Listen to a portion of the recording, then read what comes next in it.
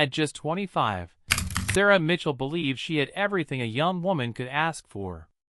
A modest but beautiful home in a quiet Ohio suburb, a stable career as a nurse at the local hospital, and a husband, Ethan, who was known in town as charming, ambitious, and dependable.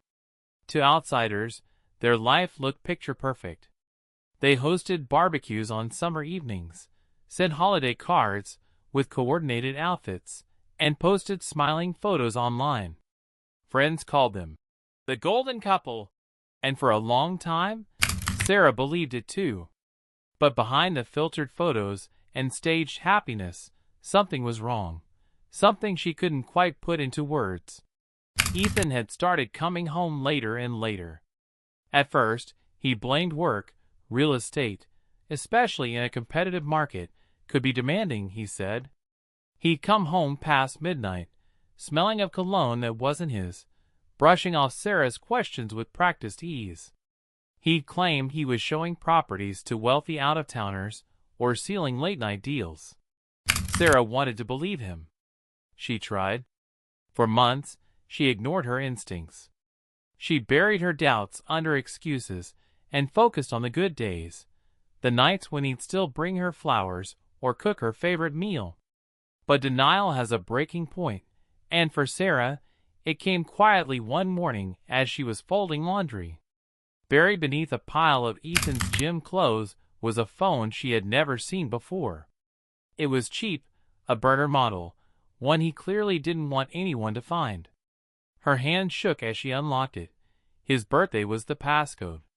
What she found inside shattered everything. Hundreds of messages, dozens of photos, and videos told a story of deception. Ethan had been cheating for over 6 months. The other woman's name was Lexie, a younger woman with a sharp smile, sarcastic wit, and a mocking tone that bled through every message. The way she talked about Sarah made her stomach turn. Lexie called her pathetic, a deadweight nurse with no ambition. Ethan laughed along. The betrayal cut deep, but it wasn't just the affair. It was the realization that Ethan had no respect for her, that the life they built together had become a lie while he planned a new one with someone else. They weren't just sleeping together. They were planning a future, one that didn't include Sarah. The text messages revealed more than just romance. Ethan had begun shifting funds from their joint account to one under his name only. He was moving money, lying about taxes, and preparing to vanish. Sarah sat on the floor for hours, the phone clutched in her hands, reading every word again and again. Grief came first, then humiliation, then something colder, stronger. She didn't cry that night. Instead, she went to bed in silence, lying beside Ethan as if nothing had changed. In that stillness, Sarah made a decision. She would not let him walk away. He could take her trust, but he would not take her dignity. She would not fall apart. She would rebuild, not as the woman he knew, but as someone he never saw coming. In the days that followed, Sarah became a different person, but not in a way anyone could see. To Ethan, she was the same quiet wife who kissed him goodbye in the mornings and made dinner in the evenings. She smiled when he spoke and laughed at the right moments. But underneath the surface, every word she spoke was calculated, every glance carefully controlled. She knew if she showed even a hint of what she had discovered, he would vanish. She had read his texts. He was already looking at apartments in Florida with Lexie. He was on the verge of escaping, and she couldn't let that happen. Not yet. While Ethan spent his days juggling property showings and nights sneaking off to hotel rooms, Sarah began her own research. She looked up financial records, tracked the transfers he had made, and quietly printed out every bank statement. She made digital copies of the texts and emails she had found, storing them in a hidden drive. She began reading obsessively about forensics, missing person cases, investigations gone cold. She wasn't sure what she was preparing for yet, but she knew this was bigger than just catching a cheater. Ethan hadn't just betrayed her emotionally. he had stolen from her. Years of joint savings meant for a home, a family, maybe children one day, all disappearing into his secret future with another woman. The weight of that realization crushed any remaining love she had for him. She began to see him for what he was. His charm, once intoxicating, now seemed rehearsed. His compliments hollow. She noticed things she had ignored before. The way he talked over her when guests were around, how he dismissed her opinions, how he always needed to be the center of attention. He wasn't just unfaithful, he was cruel. The affair had simply exposed it all. Sarah followed them once. Ethan told her he was flying to a real estate seminar in Chicago, but she had already seen the flight confirmation to Denver, where Lexie lived. She took a few days off, claiming she was helping her sister move, and booked a flight on the same airline. From a distance, she watched them meet at the airport, hugging like young lovers, unaware that his wife stood just yards away. They rented a car and drove out to a remote cabin in the mountains. Sarah followed, staying at a motel nearby, watching from a distance with a pair of binoculars she had bought the day before.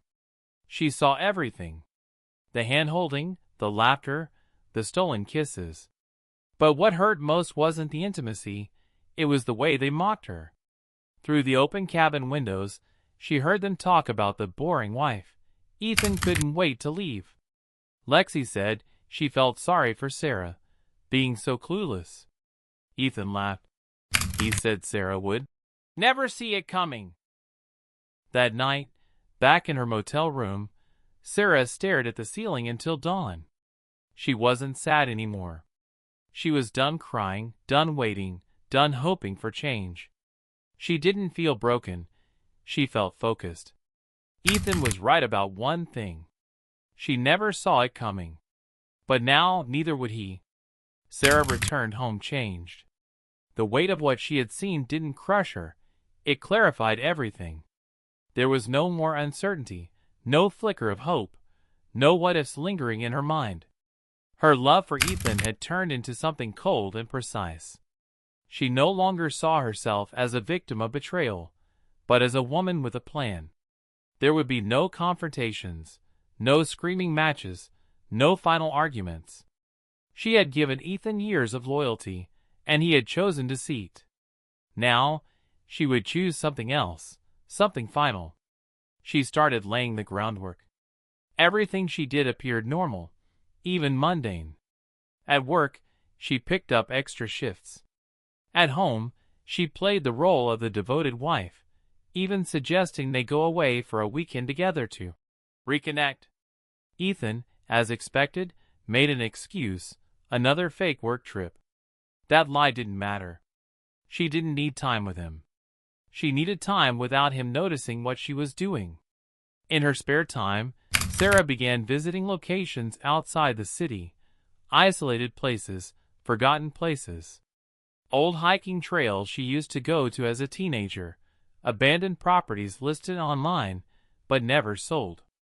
She found one about 2 hours from the city, a long-abandoned hunting cabin deep in the woods, surrounded by miles of thick trees and disconnected from cell service.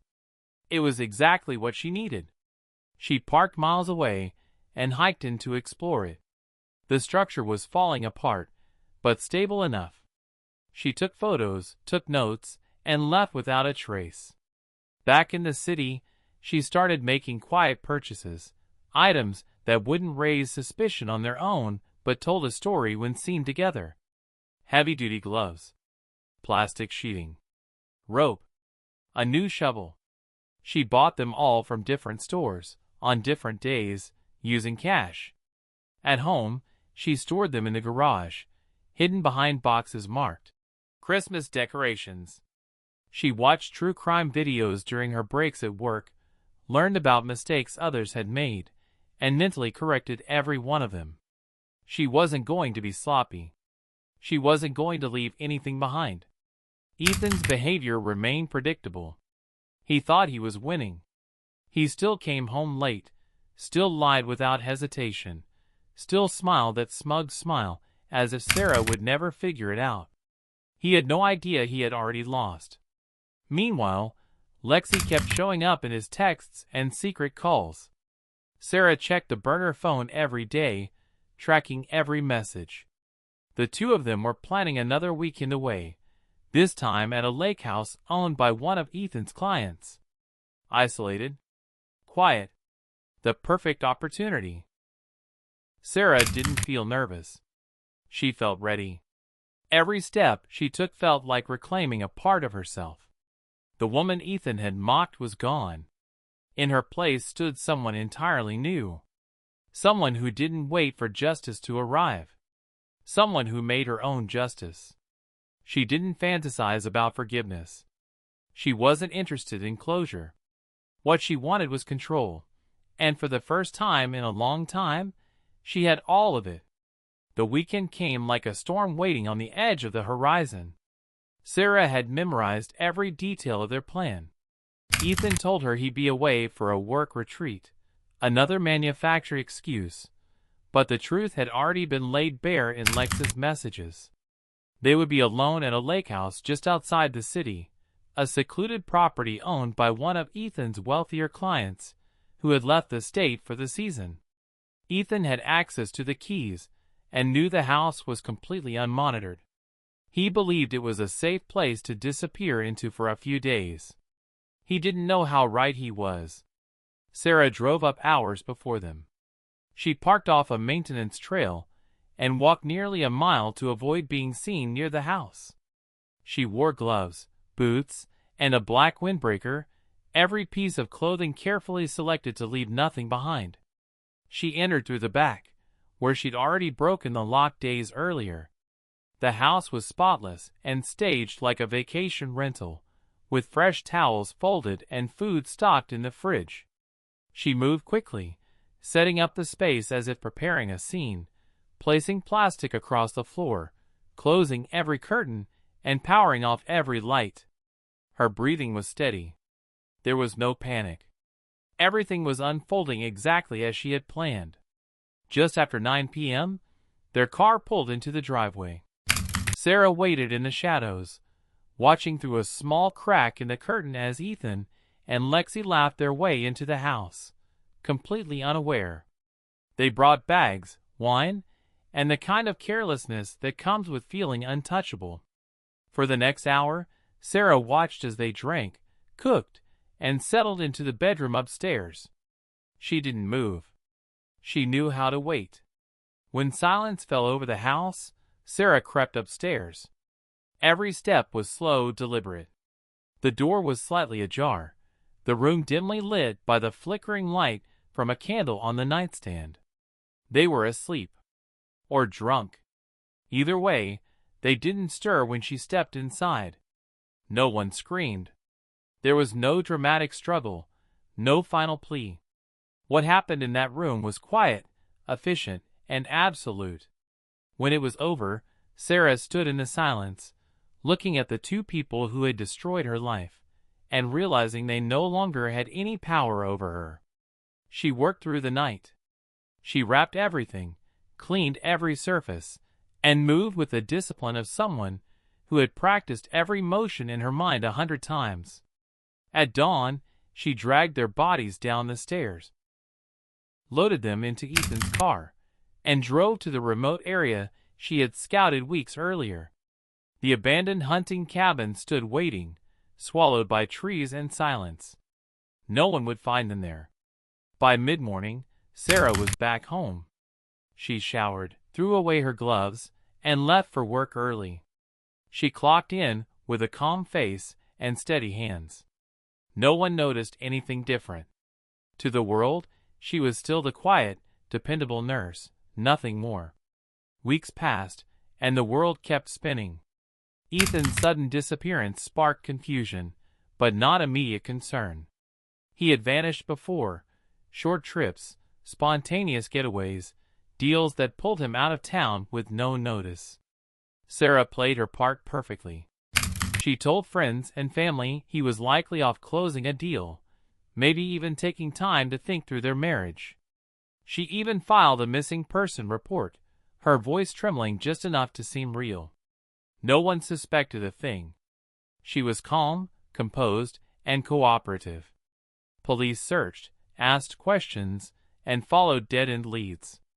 Lex's disappearance raised more suspicion, but without evidence, without a crime scene, and with no digital trail, theories remained just that, theories. Sarah had destroyed the burner phone, burned the clothes she wore that night, and deleted every file she had collected. The car had been dumped in a river miles from the cabin, wiped clean of fingerprints, left in an area where theft and vandalism were common. It was found days later, vandalized and stripped. Investigators ruled it a likely robbery, noting Ethan's high-profile job could have made him a target. Lex's apartment was untouched, rent unpaid. To neighbors, she had simply vanished. Eventually, both cases went cold. Sarah moved in silence. She sold the house and relocated across the country. She changed her name legally, using a forgotten family connection to justify the switch. She took a job at a small rural clinic where no one knew her past, blending into a new life with practiced ease. She smiled politely, volunteered on weekends, and lived quietly. People called her kind, dependable, strong. No one knew the truth behind her eyes. But Sarah didn't see herself as a criminal. Not a monster, not even a killer. In her mind, she was someone who had taken back what was stolen from her. Ethan and Lexie had robbed her of more than love. They had robbed her of dignity, security, and peace. They had planned to discard her like she was nothing. But in the end, she had written her own ending. Not with rage, but with resolve. Online, the story gained occasional attention. True crime forums speculated about what had really happened. Some believed they had run away together. Others guessed a jealous third party had gotten involved. A few theorized Sarah might know more than she let on, but without proof, it was just noise in the void. The files remained open, technically, but no one was actively investigating anymore. Resources moved to newer cases. The world forgot. Sarah never spoke of it again. Not to anyone. She carried the weight of what she had done, not with regret, but with quiet acceptance. She had buried her past deeper than any investigator could dig. What she took from that night wasn't trauma, it was power. A reminder that when everything else is taken, there is still one thing left to claim: control. And in her silence, Sarah found peace.